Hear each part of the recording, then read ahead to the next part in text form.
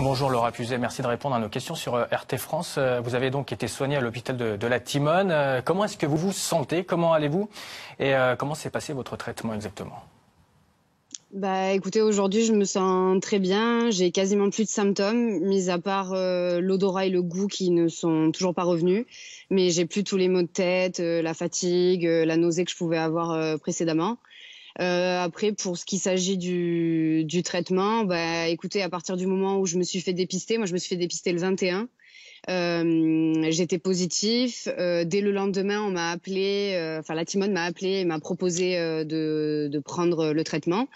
Donc j'y suis retournée le 23. Là, je me suis bien fait expliquer tout, on va dire, les tenants et les aboutissants de ce traitement, quels risques j'encourais, quels effets secondaires je pouvais avoir, étant donné que mes symptômes de base n'étaient pas très importants à mon avis. Et à partir de ce moment, ces risques et ces effets secondaires qui vous ont été expliqués, et avez-vous eu des effets secondaires?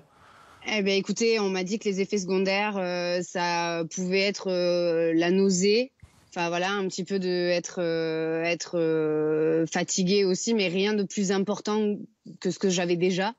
Donc du coup, je me suis dit que ça valait le coup. En fait, là, on nous a pas. Ce que j'aimerais dire de manière très importante, c'est qu'on nous a pas dit que ça allait nous soigner. On nous a juste dit que ça allait baisser notre charge virale, qu'on allait plus être contagieux, ou du moins qu'on avait une période de contagion d'environ 20 jours sans le traitement et 6 jours avec.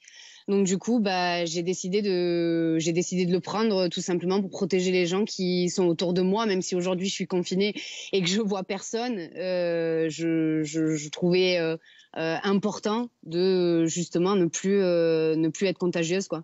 Vous parlez de nausées, on parle également de symptômes liés à des problèmes ophtalmiques ou encore Oui. à des problèmes cardiaques. Est-ce que vous avez eu des problèmes à ce niveau-là? Est-ce que vous avez été informé à ce niveau-là également?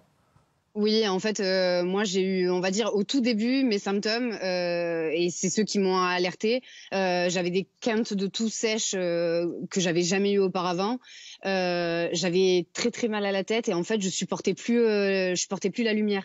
C'est-à-dire qu'en plus avec le confinement, on est toute la journée devant des écrans, mais là moi je suis journaliste freelance, je travaille à la maison, donc je suis sur l'ordi toute la journée, ça me gêne pas d'habitude. Et là, je supportais plus la lumière en fait. C'était assez difficile. Donc oui, effectivement, moi j'ai eu ces symptômes-là, ouais. Et quelle est votre réaction quand on sait que les États-Unis ou encore le Maroc autorisent le traitement et pas la France?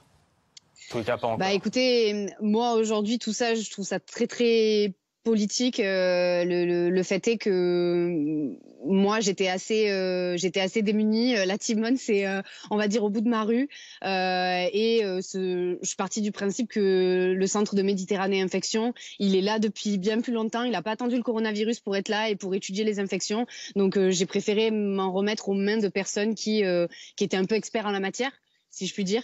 Donc voilà, après, c'est sûr que le protocole est pas, j'imagine, forcément le même que d'habitude, mais bon, à situation exceptionnelle, mesure exceptionnelle, j'ai envie de dire. On fait comme on peut. Et est-ce que vous comprenez les réticences d'une partie de la communauté scientifique par rapport à ce traitement? Oui, je peux comprendre parce que effectivement, j'ai bien l'impression que le professeur Raoult, c'est pas quelqu'un qui fait forcément les choses bien comme il faut. Donc voilà, je peux comprendre que des personnes qui sont dans son corps de métier trouvent que c'est un peu prématuré, disons. Mais après, comme je tiens encore à le préciser, nous, son équipe et lui, ils se sont pas présentés comme étant les prophètes et comme étant ceux qui vont guérir à la France entière, mais plutôt, nous, on nous a dit, écoutez, ça va baisser votre charge virale et aujourd'hui, l'objectif, c'est comment dire, de réduire cette pandémie, quoi. Donc, si on peut avoir un impact sur votre dangerosité, en fait, votre contagion, on va le faire.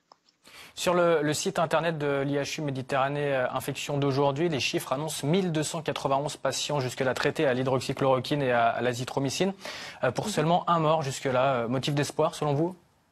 Ah bah oui, motif d'espoir. Enfin moi aujourd'hui, je me sens beaucoup mieux et je sors encore. Enfin ce matin, j'étais encore à mon rendez-vous de suivi et en fait je vois bien que les gens, ben ça va, ils en sont à J6, même parfois certains ont de la chance et en sont déjà à J10 de traitement et ça va beaucoup mieux. Ça va beaucoup mieux, alors que dans la file d'attente de dépistage, en revanche, il y a plusieurs jours en arrière, il y avait des gens qui étaient vraiment mal en point, quoi.